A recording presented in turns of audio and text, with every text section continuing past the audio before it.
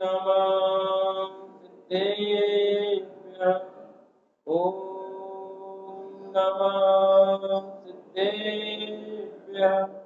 ॐ नमः सिद्धेभ्यः।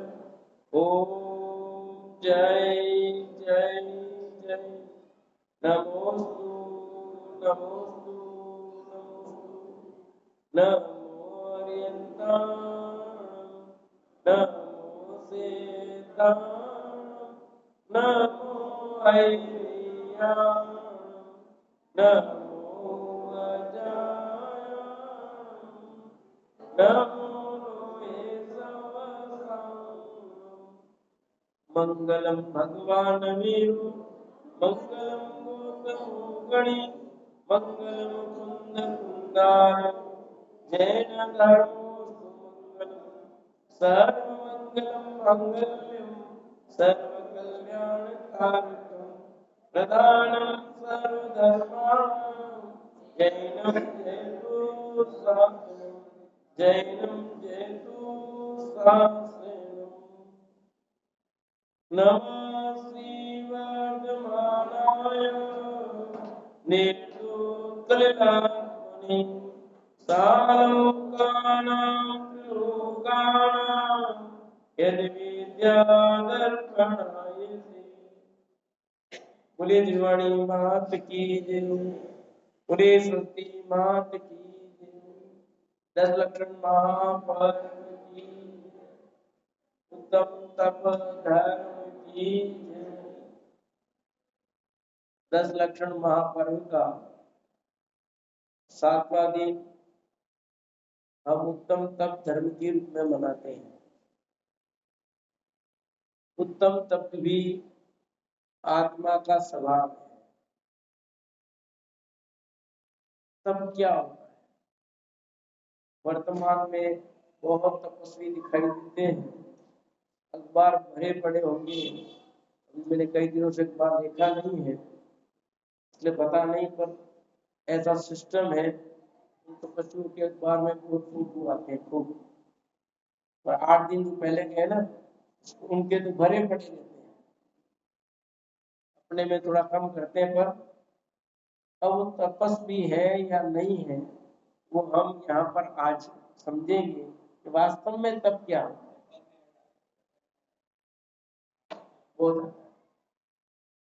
तो तप का अर्थ क्या होता है, कितना कौन तपस्वी है कौन तपस्वी नहीं है, ये कुछ बात विशेष रूप से समझेंगे।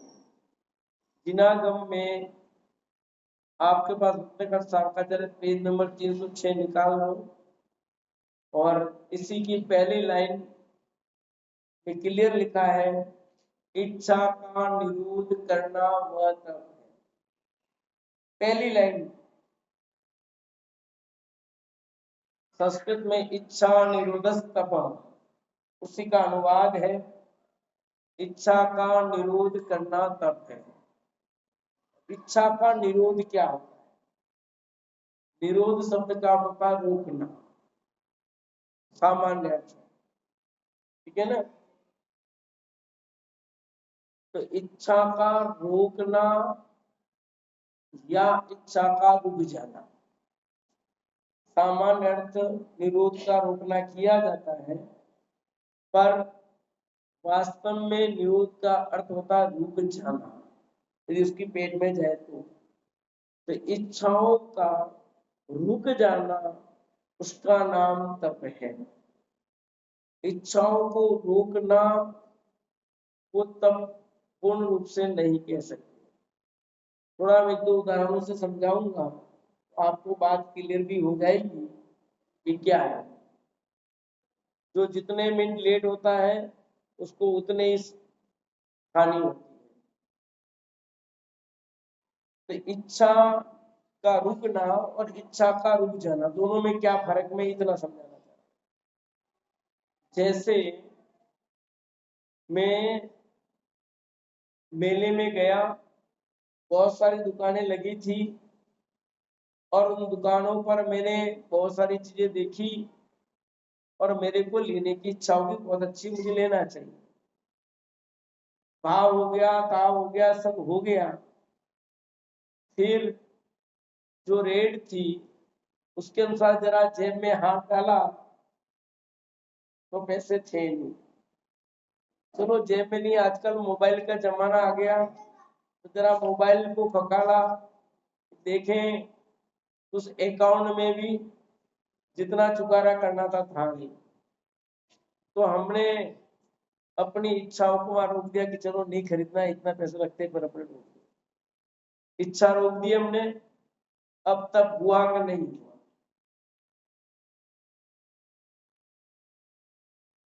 नहीं हुआ। इच्छा थी परंतु अब रोक दी, क्योंकि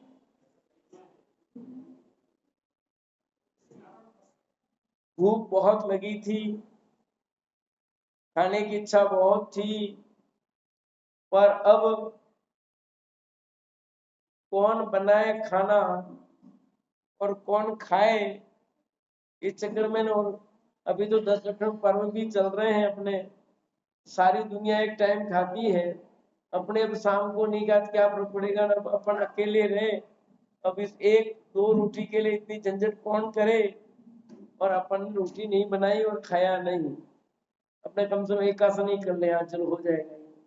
ऐसा करके उसने खाना नहीं खाया, अपनी इच्छा को रोक दिया, उसके तब होगा या नहीं होगा? आपने कहा, मैंने नहीं कहा। अब बराबर आपकी तरफ से फैसला हो रहा है कि वो तब नहीं है। इसलिए रोकना और रुकने में क्या अंतर है वो बताना।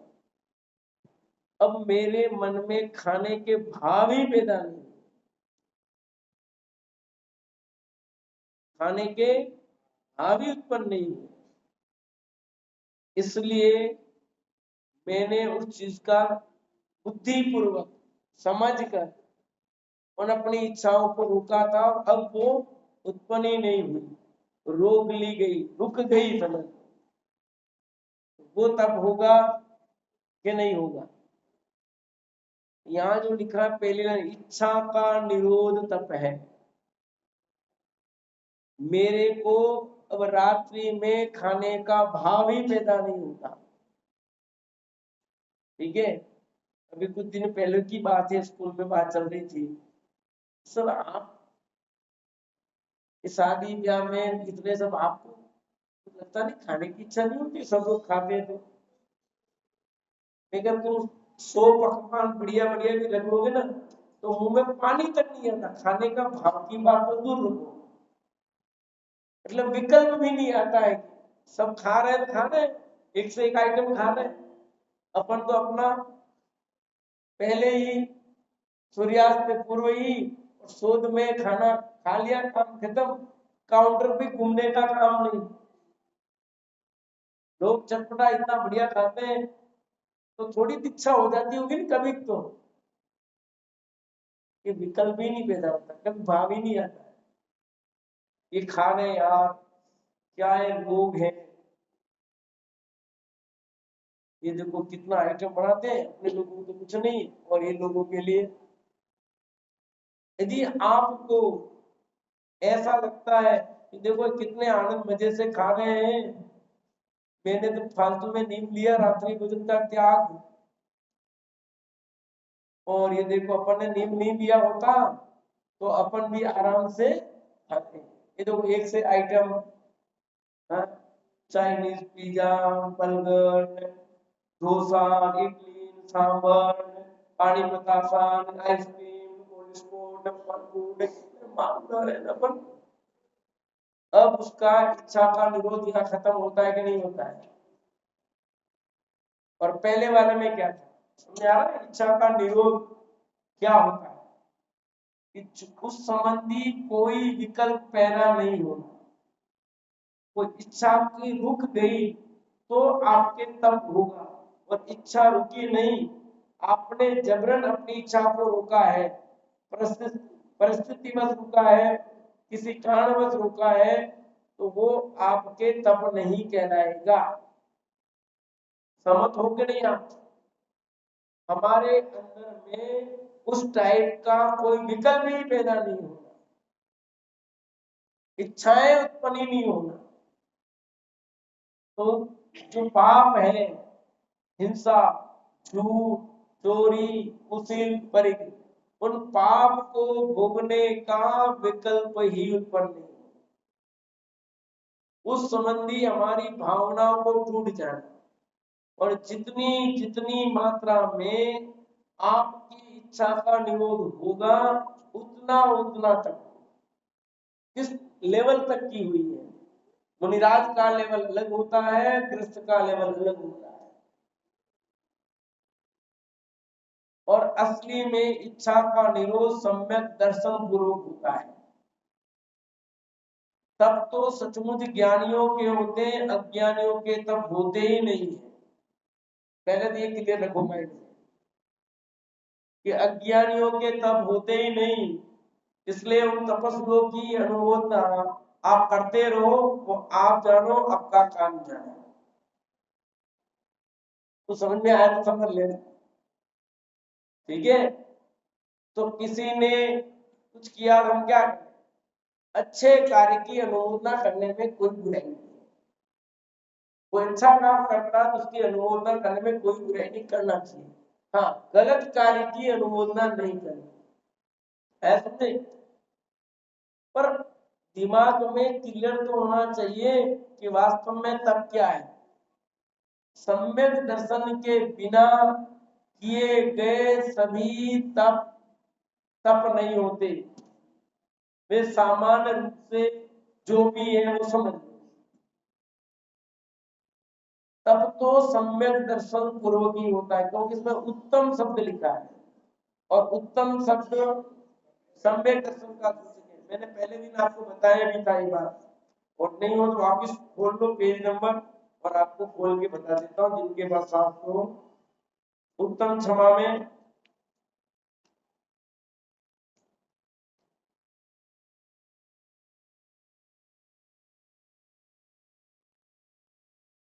ये देखिए पेज नंबर 289 मिला, और नीचे से दूसरा पैराग्राफ पे उसके काले अक्षरों में लिखा है, यहाँ उत्तम शब्द सम्यक दर्शन सहित होने के लिए कहा है। 289 पेज है हिंदी में, गुजराती में पेज अलग होंगे, हिंदी में 289 पेज है, और नीचे से दूसरा पैराग्राफ बोल्ड अक्षरों में लिखा है, यहाँ उत्तम शब्द सम्यक दर्शन सहित होने के लिए कहा है।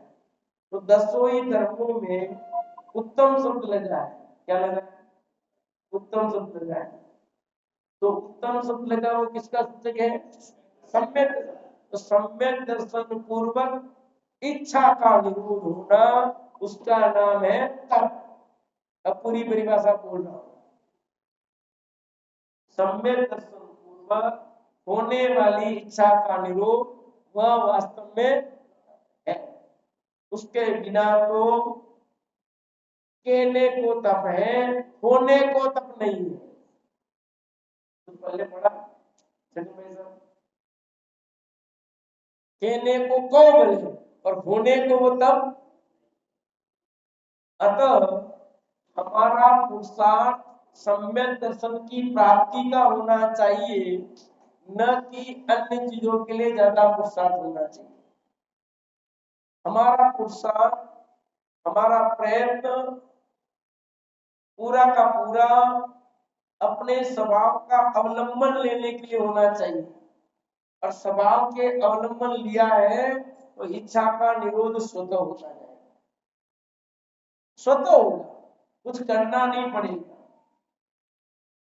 तो ये जो लाइन है कि इच्छा का निरोध करना मतलब है, तब चार आराधनाओं में प्रधान है। चार आराधना के नाम पता है राहुल भैया, तो मैं बोलता हूँ, सम्यक दर्शन, सम्यक ज्ञान, सम्यक चारित्र और तप। आगे सम्यक आराधना, सम्यक ज्ञान आराधना, चारित्र आराधना, तप आराधना।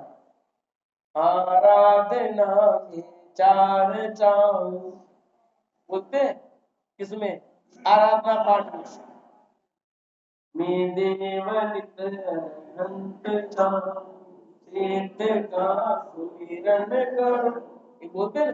उसमें 2 बार आया है। तो 4 आराधना कौन सी? सम्यक सत्तान आराधना, सम्यक ज्ञान आराधना, सम्यक चारित्र आराधना, सम्यक तप आराधना। तप बिना निर्जरा नहीं होती और निर्जरा के बिना मोक्ष नहीं होता। तपसा निर्जरा च तत्वार्थ सूत्र का सूत्र है। आचार्य उमा स्वामी कुंद कुंद के पट्ट शिष्य कुंद कुंद देव ने आचार्य उमा स्वामी को आचार्य पद दिया था, उनके बाद उनको बनाया उन्होंने। सुबह की कहानी में अपन, हाँ शिष्य थे उनके, उन्होंने उनको दिया। तो आचार्य उमा स्वामी ने तत्वार्थ सूत्र में लिखा तपसा निर्जरा च, तप से निर्जरा होती है और निर्जरा से क्या होगा? मोक्ष होगा। जब तक कर्मों की निर्जरा नहीं होती तब तक मोक्ष नहीं होता। तो हमें इच्छा का निरोध करना है। इच्छा के निरोध के लिए अपने को पहले क्या करना होगा? सच्चा श्रद्धान करना होगा। श्रद्धान सच्चा हो गया तो ज्ञान सच्चा हो गया। श्रद्धान ज्ञान सही हुआ तो चारित्र में भी सच्चापन आना शुरू होगा। ये जो बात है वो बहुत महत्वपूर्ण है। फिर भी तप के 2 प्रकार के भेद किए गए हैं, अंतरंग और बहिरंग। 6 बहिरंग तप है और 6 अंतरंग तप है। मुख्य रूप से ये मुनिराजों के होते हैं। किसके होते हैं? पर गृहस्थ भी इसका पालन करे, ऐसा यहाँ पर लिखा है। पेज नंबर 329 खोलो, किताब है रत्नक्रम साप्ताचार में पेज नंबर 329। तप भावना में लिखा, तप भावना गृहस्थ को भी भाने योग्य है। यद्यपि तप की प्रधानता तो मुनीश्वरों के ही होती है, तथापि गृहस्थ भी यदि तप भावना पाता रहे तो रोगादि कष्ट आने पर चलायमान नहीं होता है। यानी कोई ये कहे कि तप तो मुनिराजों के होते हैं, मुनिराज ही करे, गृहस्थ क्यों करे? तो यहाँ स्पष्ट कर दिया, इस भावना को गृहस्थ को भी भाने योग्य और उसका फल भी बता दिया। गृहस्थ भी यदि तप भावना पाता रहे तो रोगादि कष्ट आने पर चलायमान तप का प्रभाव। तो 6 बहिरंग तप है और 6 अंतरंग तप है। बहुत शॉर्ट में बताऊंगा, पूरी चर्चा नहीं होगी क्योंकि एक तप में ही मुझे बहुत समय चाहिए। अपन ने सुबह तप भावना में अर्घ चढ़ाए थे।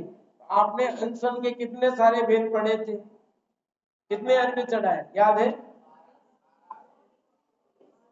नहीं, अनशन अनशन के एक तरफ अनशन तप था और बाकी तरफ। अब कौन सा तप बड़ा है, कौन सा छोटा है, क्या है, उस पर थोड़ा सा समझना चाहिए। वैसे आप सब लोगों को इतने वर्षों से 10 लक्षण पर्व में सभी तप धर्म पर चर्चा सुन ही रहे होंगे, तो आपको पता है सबसे बड़ा तप कौन सा है? 12 तपों में गलत। सबसे बड़ा ध्यान तप और सबसे छोटा तप मेरे से पूछ लो, अनशन। ठीक है,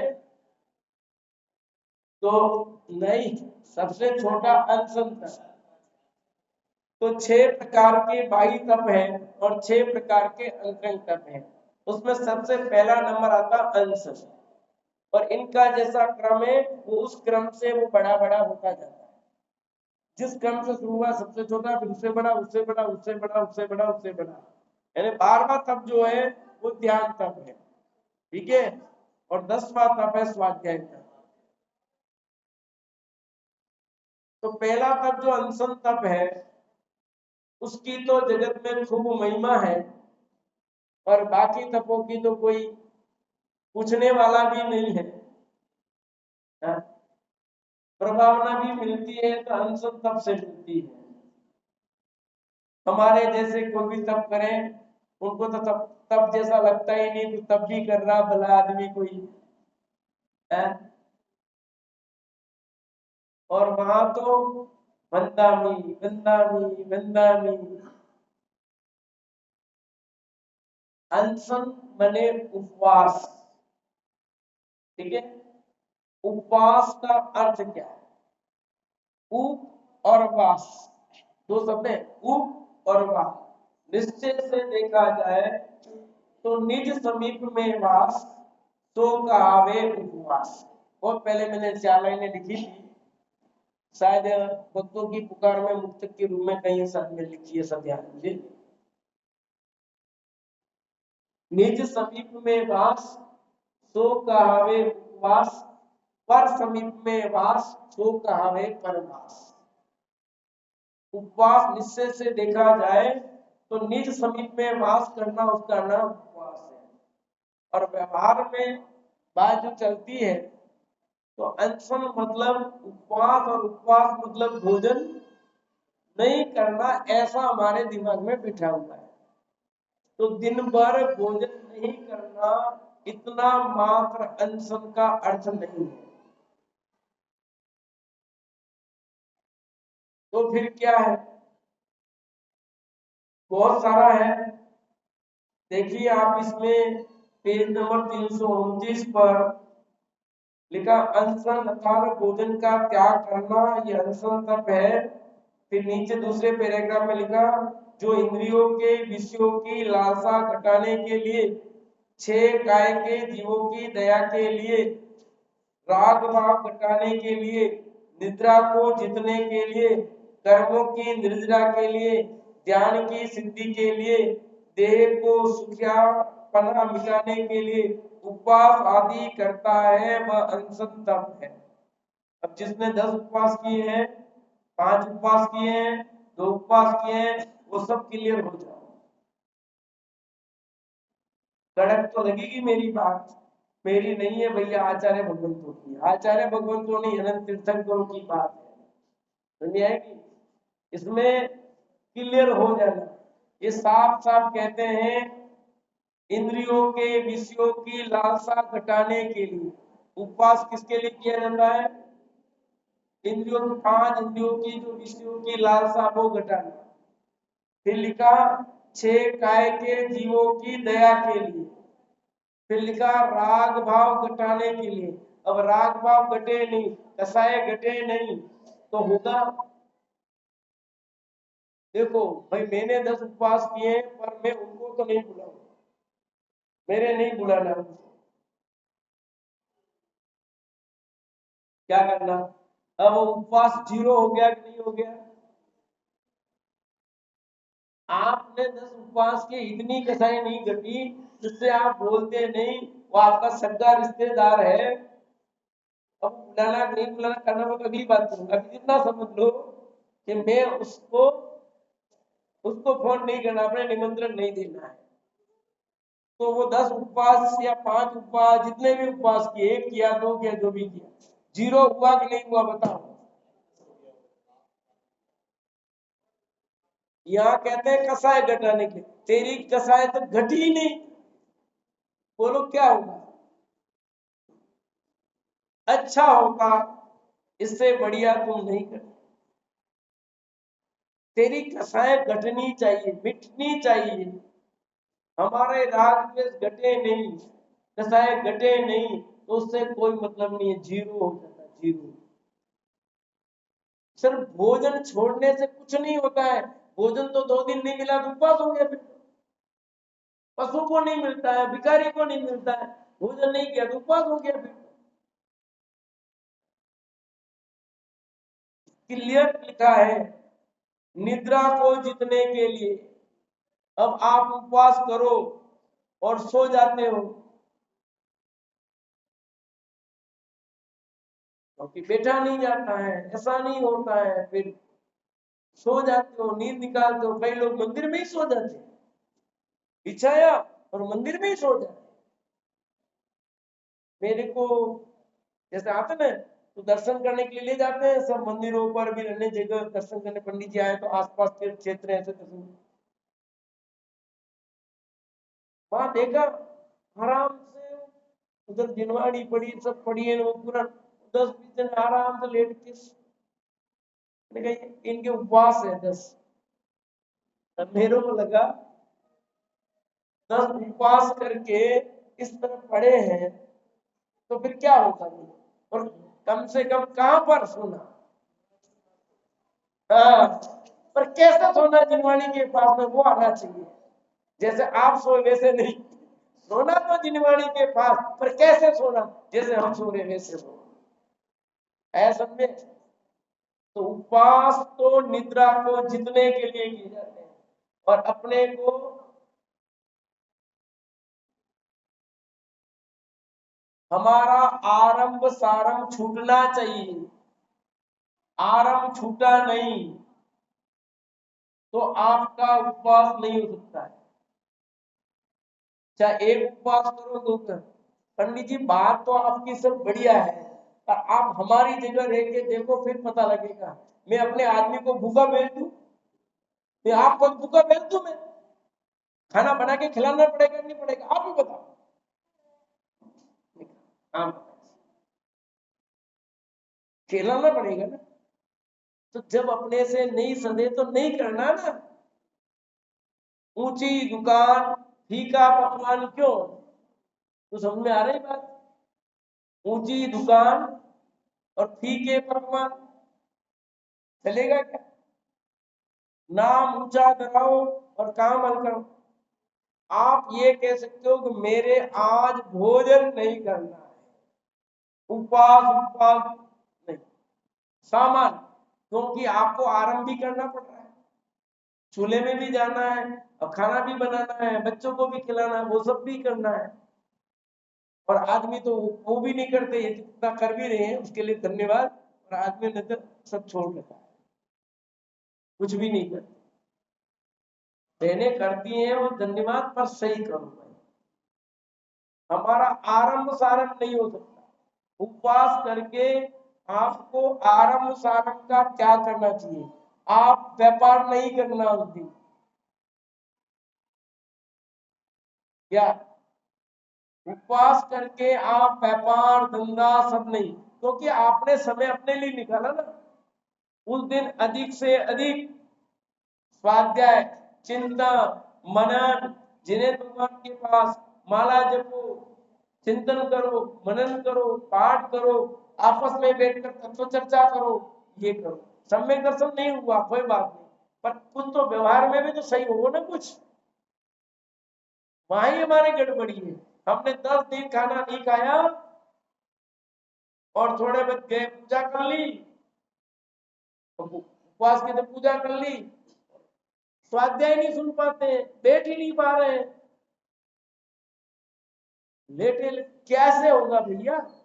ऐसे व्रत नहीं होता। पूरा व्रत आपको नहीं कह रहा, कोई भी कर रहा हो या और भी कोई कर रहा हो, मैं तो मेरी बात क्लियर टाइटल है, किसी को नाराजगी हो तो कोई चिंता नहीं, यदि क्लियर टाइटल है, ठीक है, कोई नाराज मत होना, और हो जाओ तो बढ़िया व्रत कर लेना,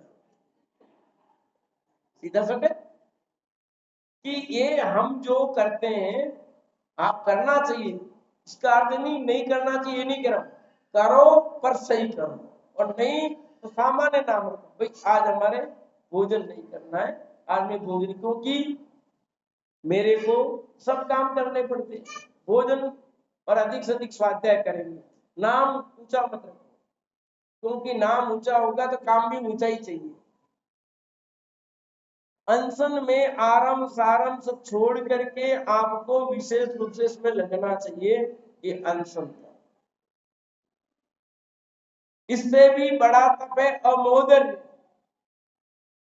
बहुत अभी तो के 2-4 तो समझा दूं, नहीं तो वो भी नहीं समझ पाएंगे तो क्या होगा। नहीं तो अनशन में ही मेरा 1 घंटा पूरा हो जाएगा। कैसे करते थे, क्या करते थे, बहुत हिस्ट्री दिमाग में घूम रही, पर नहीं चलूंगा मैं। अमूल्य अनसन से बड़ा तक होता अमूल्य। अमूल्य का अर्थ होता है अपनी भाषा में एक आसन, पर उनोदर इधर गए, क्या नाम होता है उसका, उनोदर, बराबर। एक आसन मतलब उनोदर, ऊन मने कम, उदर मने पेट, जितनी भूख है उससे कम लेना।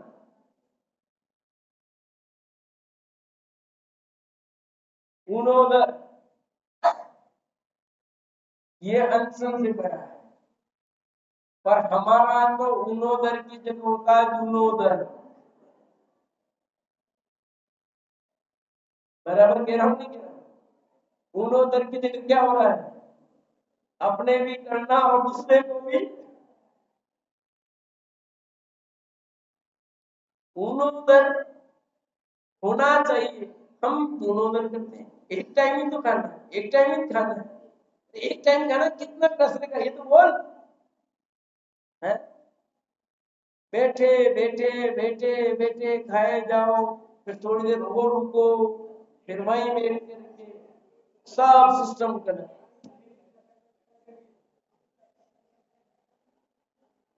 उनोदर मत एकासन नहीं है, अमोदर है, अमोदर उनोदर।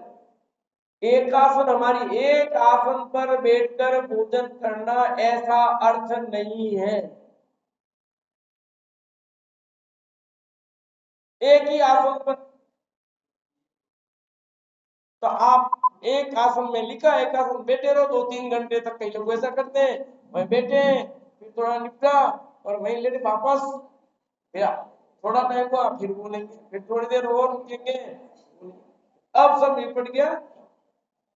इसका नाम नहीं है अमोदर। अमोदर बने एक समय शुद्ध सात्विक सही भोजन लेना और अपनी भूख से कम लेना, और बचे हुए समय को अपने स्वाध्याय में, चिंतन में, मनन में लगाना। भाई आपने एक समय भोजन छोड़ा ना, तो एक समय का टाइम बचा कि नहीं बचा, टाइम बचा, उतना खर्चा भी तो नहीं करना पड़ेगा ना। भाई एक समय भोजन के लिए मान लो 200 रुपए का खर्च होता है, 100 रुपया समझो, जो भी हो, जिसके जितना हो उसके हिसाब से समझ लेना।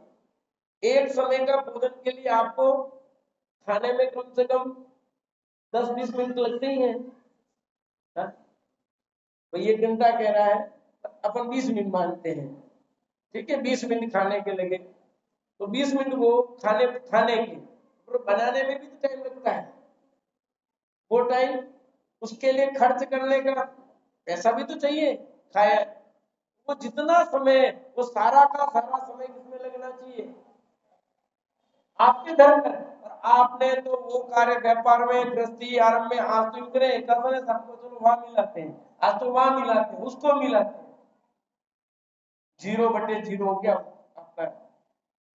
होता नहीं होता ऐसा भी, आपने वो समय अपने व्यापार में ही लगा दिया, एक टाइम खाना है खा के गए बस, जबकि वो समय आपका किसमें लगना चाहिए था, आराम साराम कम करना, क्योंकि उतना कमाना कम पड़ता है, वो समय पूरा का पूरा हमारा लगना चाहिए इस मार्ग में, पर वो तो लगाते नहीं है। फिर आपके मन में एक प्रश्न उठना होगा, आप उपवास से एकासन बड़ा क्यों कह रहे हो, गुणोदर को बड़ा क्यों कह रहे हो, ठीक है। देखो उपवास में तो क्या होता है, उपवास है, मेरे भोजन करना ही नहीं है, तो मैं भोजन की तरफ ताकूंगा क्या, तो जाना नहीं, आना नहीं, विकल्प खत्म। और अमोदर में तो भोजन करना है ना, तो भोजन की थाली होगी कि नहीं होगी, भोजन सामने लगा हुआ है और सब कुछ बढ़िया है, टन टन भोजन सब है, और अब आपको उसमें से कम खाना हो। ये रसना इंदित बहुत चालाक है, लुलू भी है ना, तो ये तो मांगेगी। अब आप कंट्रोल, उधर तो गए नहीं थे, खाए नहीं था, पर इधर तो चीज सामने पड़ी है, एकदम सामने, और सामने हो, और फिर कम खाओ, खाओ नहीं, छोड़ दो, कम खाओ, इसमें ज्यादा त्याग होता है। समझे कि नहीं? घूमट सार में आचार्य नेमी चंद्र ने आहार लगने के कारण में लिखा, भोजन को देखने से भी भूख लगती है। उसमें लिखा आठ स्नेह, देख लेना खोल कर।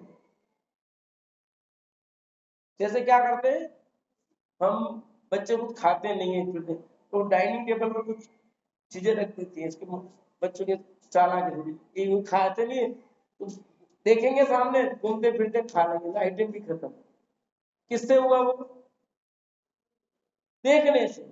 अंदर डिब्बे में पड़ी रहती कुछ नहीं दिखेगी, सामने पड़ी है चीज, घूमते फिरते कुछ भी, आपके सामने आहार पड़ा हुआ है और सब कुछ व्यवस्थित है और आपको भूख भी लगी है और उस पर आप कंट्रोल कर रहे हो, तो बड़ा है नहीं त्याग। सामने चीज हो और आप उसका क्या करते हो, वो बड़ा त्याग। इसलिए अनशन से भी बड़ा तप अमूल्य है, पर अमूल्य तप तो बड़ा कोई मानता नहीं है।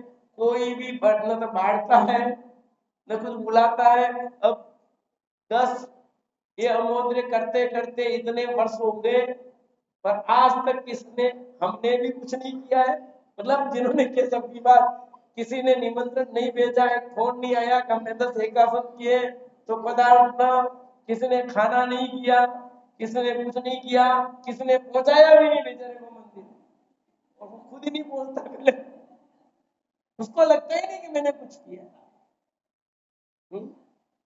महिमा उसकी बड़ी होगी, ये बड़ा है, वो बड़ा तो लगा ही नहीं करेंगे, अपने को लगता है इसने तो खाना खाया, दूसरा इसने कुछ नहीं किया। इधर लोक में सारी महिमा अनशन वाले की हो रही है, अमोदरे वाले को कोई कुछ भी जानता भी नहीं, कहता भी नहीं, समझता भी नहीं है। क्यों? इसने भोजन किया, भोजन किया, इसने बिल्कुल नहीं किया। खर्चा करो, खर्चा करो, नहीं करे तो करवाए, इतना तो करना ही पड़ेगा। कम से कम अपने पियर वाले, ससुराल वाले, ज्यादा बड़ा इतना तो करना ही पड़ेगा, इतना तो, बाकी नहीं बोला चलेगा, इतना तो। अरे ये धर्म का नाम है, बोलो इससे धर्म होता है। आपने 10 दिन उपवास किया, भोजन छोड़ा, सब पाप छोड़ा, और एक ग्लास दिन सारा पाप कर दिया इतने लोगों को खिलाकर। क्यों? आपने कौन सा सोच का भोजन बना के खिलाया, बताओ मेरे को।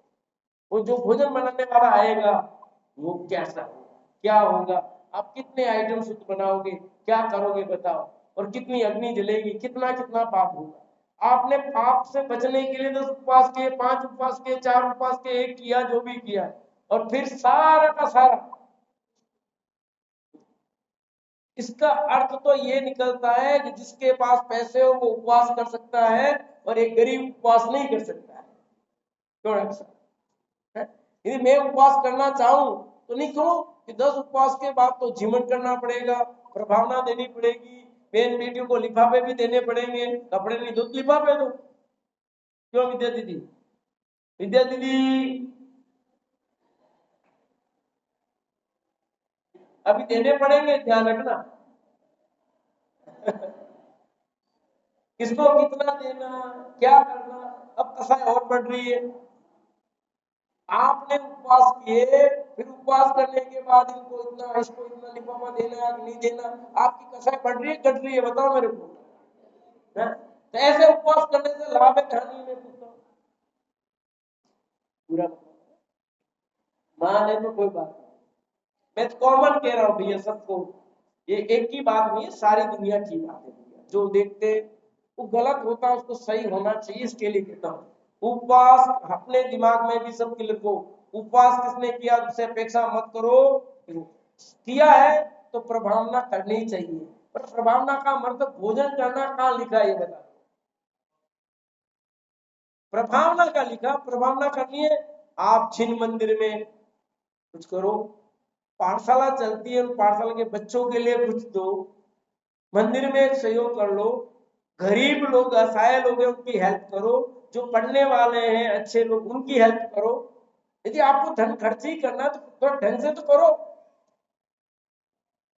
ऐसे में अपने धन को खर्च करके वो खा करके क्या होगा लास्ट में आपको पता, मुझे कुछ नहीं कहना है, टैंक ही भरेगा, इसके अलावा कुछ नहीं होगा। पर लोगों को लगता है उसमें बढ़िया है, नहीं करे तो बेचारा वो दुखी हो जाए। इसका नाम उपवास है। अब जिसने किया उसके यहाँ नहीं जाओ तो भी परेशानी, जरा इच्छा नहीं होती उनके जाकर के इस कार्य में शामिल हो, पर क्या करें, लोक व्यवहार में निभाओ। पर मानना सच्चा कि स्वरूप तो ऐसा है भाई, ये जो जो कुछ किया जाता है वो स्वरूप ये है ही नहीं। अधिक से अधिक आराधना करो, चिंतन करो, मनन करो, अपने आत्मा का ध्यान करो, उसमें उपयोग लगाने का प्रयत्न करो, तो काम होता है। तो अनशन से बड़ा है अवमोदन, विकासन करो, आपका शरीर भी चलेगा तो आप अधिक स्वाध्याय भी कर पाओगे, चिंतन मनन कर पाओगे, आपका शरीर टिकेगा। आपका शयनन सही नहीं है तो मत करो, शयनन हो तो करना चाहिए, उपवास करना चाहिए, नहीं करना चाहिए मैं नहीं कहता हूं, और एक सप्ताह में एक उपवास करना चाहिए। कितना? एक उपवास करना चाहिए। क्यों? इस शरीर को रेस्ट मिलना चाहिए। प्राकृतिक चिकित्सा का कोर्स किया मैंने 1 साल, उसमें बहुत है एक उपवास समस्त रोगों का इलाज लिखा, समस्त बीमारियों का इलाज। 1 सप्ताह में एक उपवास करना चाहिए। उपवास का मतलब भोजन मत करो, पानी ले लो, अन्न ले लो हल्का, और उपवास करने के बाद वापस कैसे आहार ग्रहण करना ये भी नियम है। पर हम आहार उसके बाद कैसा करना चाहिए वो भी पता नहीं है। 5 किया तो उसके बाद कैसे आहार करना, 10 किए तो कैसे करना, आहार किस टाइप से लेना है, सबके बिल्कुल उसमें नियम है। तो आप रोगों से मुक्त होते हो। सप्ताह में एक बार ये व्रत करने की कोई धर्म वरम नहीं, स्वास्थ्य की दृष्टि से है, सब चीजें बहुत सारी। धर्म तो तब होगा जब इधर जानोगे तो, बाकी स्वास्थ्य के लिए एकासन करना, उपवास करना सबसे लाभदायक चीजें हैं। मैं बहुत कब का सोच रहा हूं तो लिख नहीं पाया हूं, उपवास कैसे करना और उसके बाद कैसे आहार ग्रहण करें, और इससे कितने रोग दूर होते हैं। पर अपन तो खाने का ध्यान नहीं रखते हैं। सबसे ज्यादा बीमारियां आपके भोजन और पानी, अशुद्ध भोजन और अशुद्ध जल से होती है। पर इसमें हमारे लोगों का कंट्रोल नहीं है। मेरे से कह रहा हूँ, सबकी कॉमन बात कर रहा हूँ, मैं भी शामिल हूँ, अपनी सबकी बात है, आपकी बात नहीं, मैं भी इसमें शामिल हूँ। इसलिए हम रोगों से ग्रस्त हो जाते हैं। तो जैन धर्म तो बहुत प्रमाणिक है, बहुत वैज्ञानिक है, इसके अनुसार फॉलो करो। कर सकते हैं, कर नहीं सकते ऐसा नहीं, कैसे करें, कर सकते हैं पर करना नहीं, वो अलग बात है। कोरोना काल में गर्म पानी कैसे पीने लग गए भाई, है? और भेद विज्ञान हो गया, उसमें कोई किसी का हुआ तक नहीं हुआ था। सगा बाप भी बेटे को जलाने नहीं जाए, बेटा बाप के जलाने नहीं जाए, ऐसा नहीं। पड़ोसी मेरा मर गया,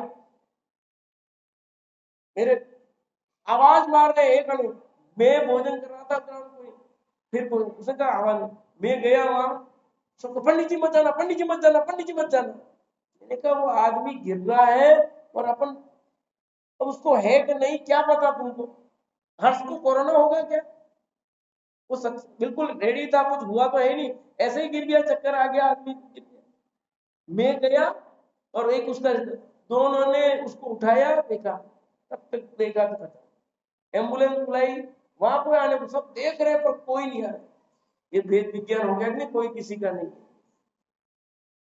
कोरोना काल में सब पता लग गया कौन कितना कैसा है। इसलिए अपना लोटा बराबर छानो, सारी दुनिया का लोटा छानने का प्रयत्न मत करो। तो अब महोदय बड़ा है, एक आसन करो तो दबा के मत खाओ और दूसरों को मत खिलाओ।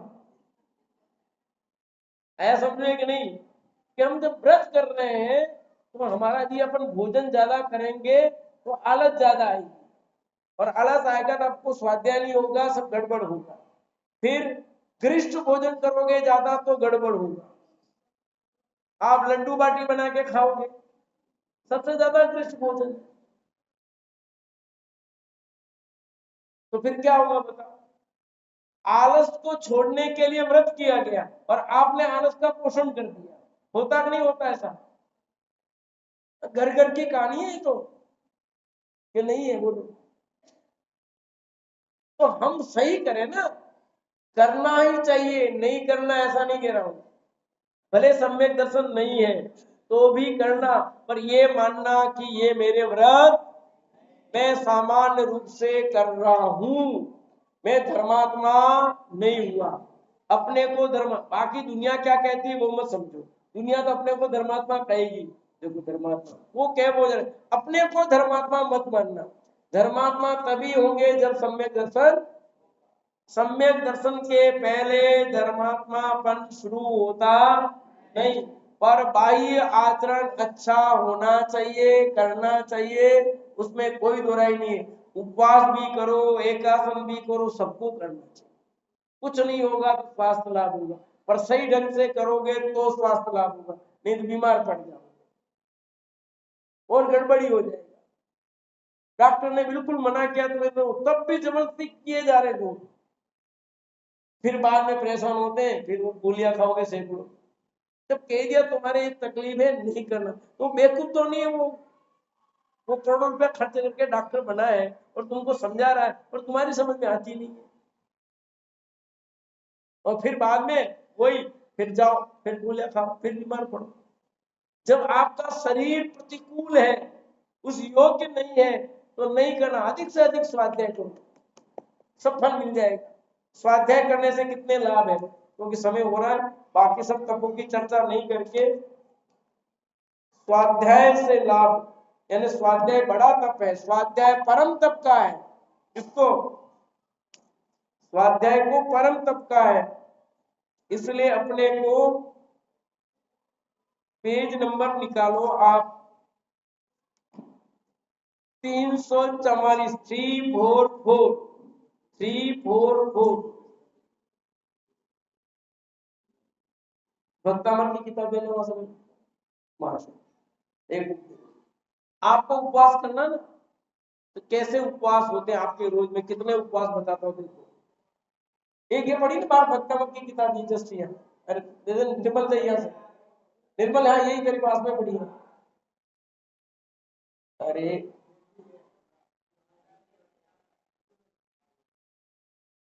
पढ़े लिखे भी देख नहीं पा रहे। इसमें देखो मैंने लिखा है, और मैंने आगम प्रमाण से लिखा है, जिन पर दर्शन का फल, फिर स्वाध्याय का फल बताता हूँ, पहले मंदिर आने का फल, फिर बताता हूँ आपको स्वाध्याय का फल। जिनवर दर्शन का फल, ये पौंचरी नाम का ग्रंथ है, जिसमें पद्म पुराण जो है उसका प्राकृत में लिखा हुआ पौंचरी है, उसमें से ये सब लिखा हुआ है, उसका हिंदी में भक्तामर का पेज नंबर 7 स्टार्ट में, जब कोई व्यक्ति जिनेन्द्र देव के दर्शनार्थ जाने का मन में विचार करता है, तब उस विचार मात्र से एक उपवास का फल प्राप्त कर लेता है। सिर्फ मन में विचार आया मंदिर जाने का, मंदिर गया नहीं है, सिर्फ मन में भाव आया। क्या भाव आया? मंदिर जाने का भाव आया, एक उपवास का फल हो गया। जब वह चलने को तैयार होता है, उसके परिणाम और अधिक विशुद्ध होने से वह 2 उपवास के फल का भागी होता है। नहा रहा है तैयार, मंदिर के लिए नहा रहा है, तैयार हुआ है, अब चलना शुरू किया मंदिर जाने के लिए, 2 उपवास का फल। और जब वह गमन करने का उपक्रम करता है तब उसे 3 उपवास जितना पुण्य का फल। गमन करने पर शुरू हो गया मंदिर जाने के लिए, 4 उपवास का फल। मार्ग में पहुंचने पर आधा रास्ता पार कर लिया, 15 दिन के एक पक्ष का उपवास है, 15 दिन का फल। जिनालय में दर्शन होने पर 1 महीने का, आपने भगवान के दर्शन किए, जिनालय का दर्शन, मंदिर के नहीं, मंदिर के दर्शन किए, मंदिर में घुसे नहीं, मंदिर देखा बाहर से, जिनालय के दर्शन होने से, यानी आपने दूर से मंदिर देख लिया, इस मंदिर जाना, आपने मंदिर बस देख लिया, 1 महीने का उपवास का फल। जिनालय में पहुंचने पर 6 मास के उपवास का फल, मंदिर के अंदर पहुंच गए, 6 महीने के उपवास का फल। मंदिर की देहली पर पहुंचते ही 1 वर्ष का फल। जिनेंद्र की प्रतीक्षा दी, 100 उपवास का फल। नेत्रों से साक्षात जिनेंद्र के दर्शन करने पर 1000 उपवास का फल मिलता है। ये उस ग्रंथ में लिखा है। आप समझो कि अपने को रोज मंदिर आना चाहिए कि नहीं आना चाहिए। इतने हजारों उपवास का फल आपको मिल जाएगा मंदिर आने मात्र से, पर अपन मंदिर आने से कतराते हैं। आपने लिखा तो है प्रतिदिन मंदिर जाना चाहिए, पर ये तो पंडित जी ने नहीं भेजा, तुमने अपने पुण्य को हीन कर लिया भैया। तेरे मन में भाव लग नहीं, मैं प्रतिदिन मंदिर जाऊंगा, तेरा पुण्य कितना बन गया। अब परिस्थितियां अलग बन सकती है, मैंने कल समझाया था ना, परिस्थिति के कारण नहीं जा पाते हैं तो दोष नहीं लगता भाई। कोरोना काल में आप मंदिर नहीं जा पाए, सब बंद हो गए थे, तो आप कोई पापी नहीं हो, समझाए नहीं, रोक के लगे कोई, तो आप एक चीज का त्याग कर दो, नहीं जा पाते हो भाई, आज मैं घी नहीं खाऊंगा, मंदिर दर्शन नहीं हुई भगवान के, तेल नहीं खाऊंगा, शक्कर नहीं लूंगा, नमक नहीं लूंगा, ऐसा करो। और नहीं तो 24 घंटे में कभी भी सुबह नहीं हो पाए तो शाम को भी करो। जो बच्चे बहुत जल्दी स्कूल जाते हैं उनको आप शाम को भी मंदिर लाओ, पर लाओ, खाने के बाद मंदिर जा सकते हैं क्या? अभी आप खाना खा के आए हो, भूखे आए हो, बताओ मेरे को सब है खा के कि नहीं, खा करके तो मंदिर नहीं जा सकते। तुम्हारी मर्जी से अर्थ मत लगाओ। तो ठीक है पंडित जी, कल से रोज हम नाश्ता पानी करके फिर ही मंदिर जाएंगे, आपने अच्छा रास्ता बता दिया। हे क्या कहे, ये ऐसा अर्थ नहीं लेना भैया, ये ऐसा नहीं कहा मैंने। प्रातः काल जल्दी उठकर नहा धोकर सबसे पहले मंदिर जाना चाहिए, बाकी काम बाद में शुरू करने चाहिए। समझ नहीं, नियम यही है।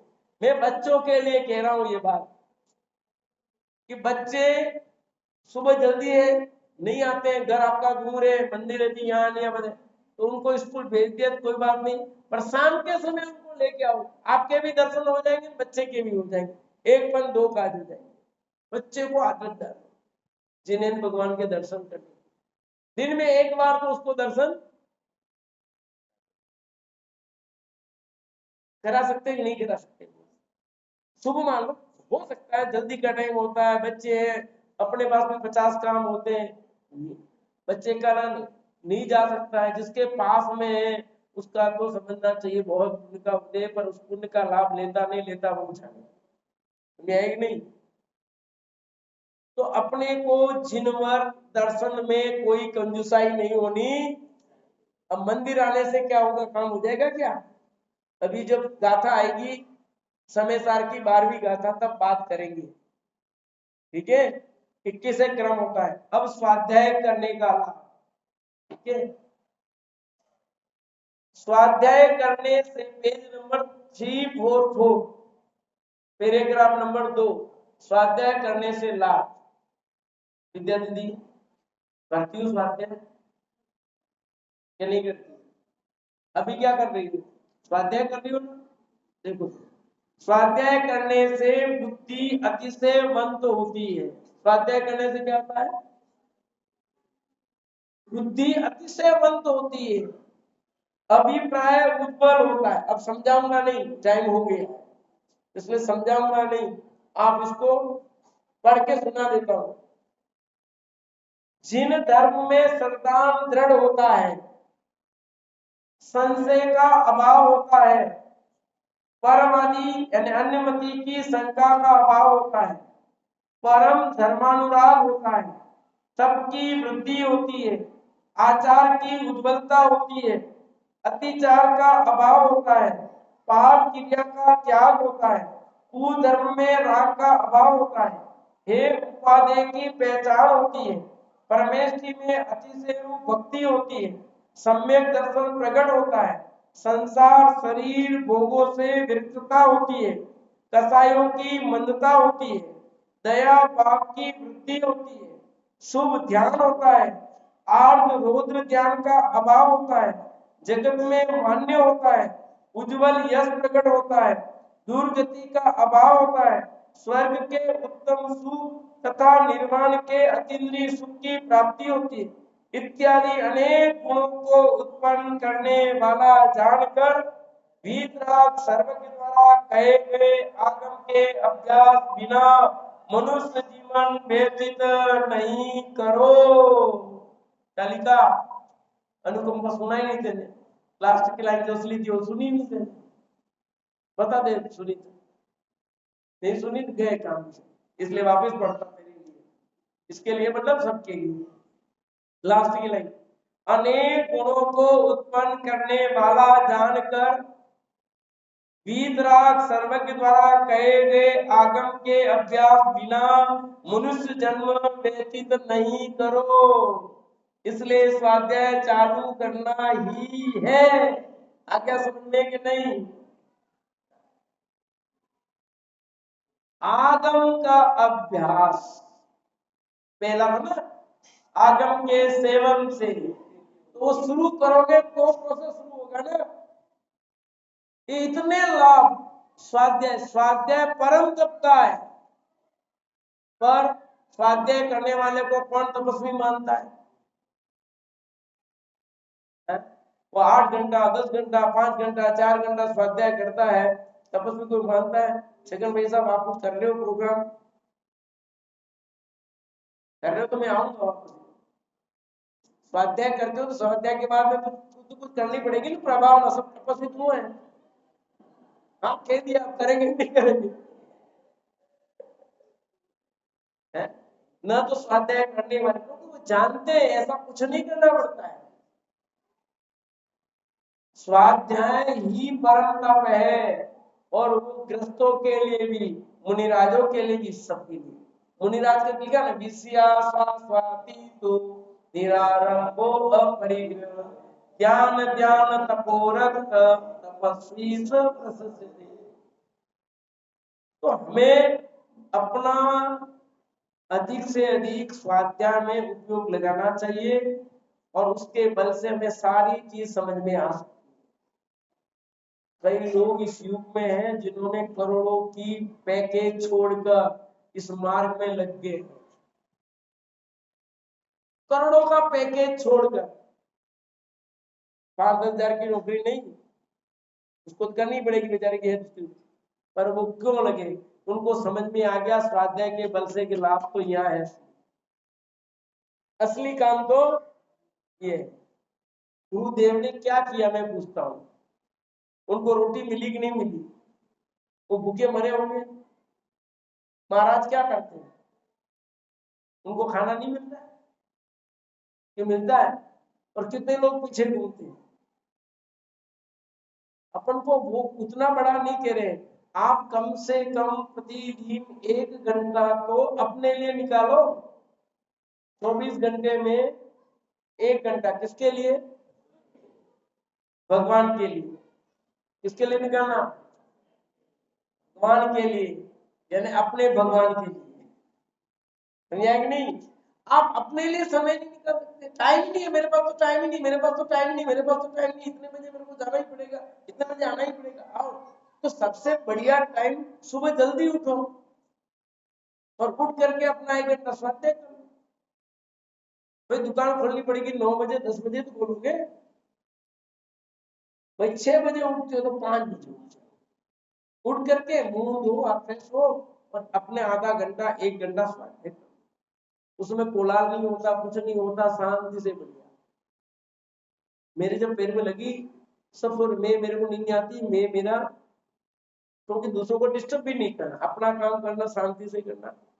जिनवाणी छू नहीं पा रहे हैं, लगाया गुरुदेव का 1 घंटा प्रवचन, 1 घंटा दादा का, ऐसे आराम से कितने ही प्रवचन सुन, तो पूरे समय नहीं सुनेंगे गुरुदेव, उतने प्रवचन इस रोग के काल में सुन लिए। करना क्या काम, बोलो, फुर्सत मिली ना, तो अब पाप का उदय कि पुण्य का उदय समझो, बोलो। ये पुण्य का उदय है, पाप के उदय में भी पुण्य करो भैया, अपने हाथ में।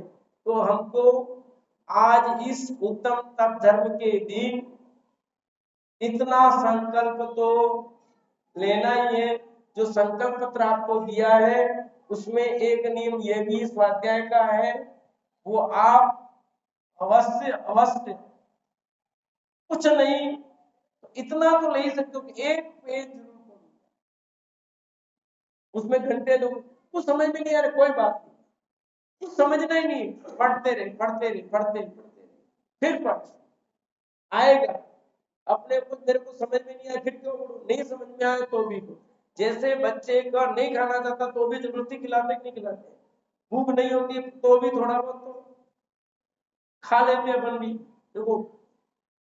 तो कोई बात नहीं, कैसे भी करके ये कार्य आपको करना चाहिए, ये संकल्प लेना चाहिए। फिर मैंने एक नियम और बताया आपको, कुछ नहीं हो इतना तो ले लो कि 1 माला रोज ओम ह्रीम अरम अस्ति या इसमें कुछ छोड़ना तो नहीं पड़ रहा है।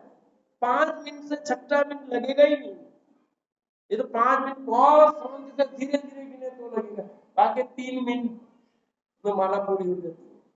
आया कि नहीं?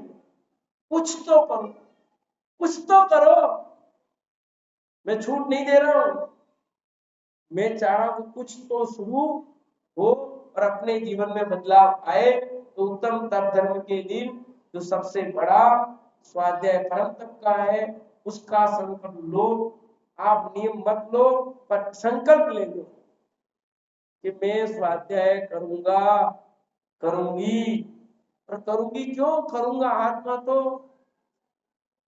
करूंगी करूंगा के चक्कर में क्यों, मुझे सामान व्यवहार की भाषा में दिखा है, पर अपने को ये सब अवश्य ही करना चाहिए। आप सब निश्चित रूप से स्वाध्याय की प्रेरणा लेंगे, स्वाध्याय करेंगे, इसी भावना से विराम देता हूँ। इसलिए हो गया।